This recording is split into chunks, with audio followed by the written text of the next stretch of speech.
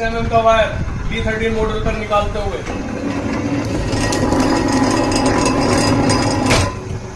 ये सारा माल double cut तो होता है, लेकिन हम सिंगल कट पर आपको निकाल कर दिखा रहे हैं।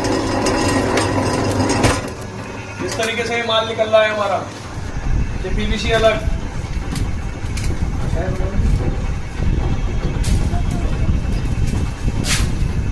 ये अलग से फिर एक अंदर से लेयर निकली है, इसको भी निकाल कर दिखाता हूँ आपको।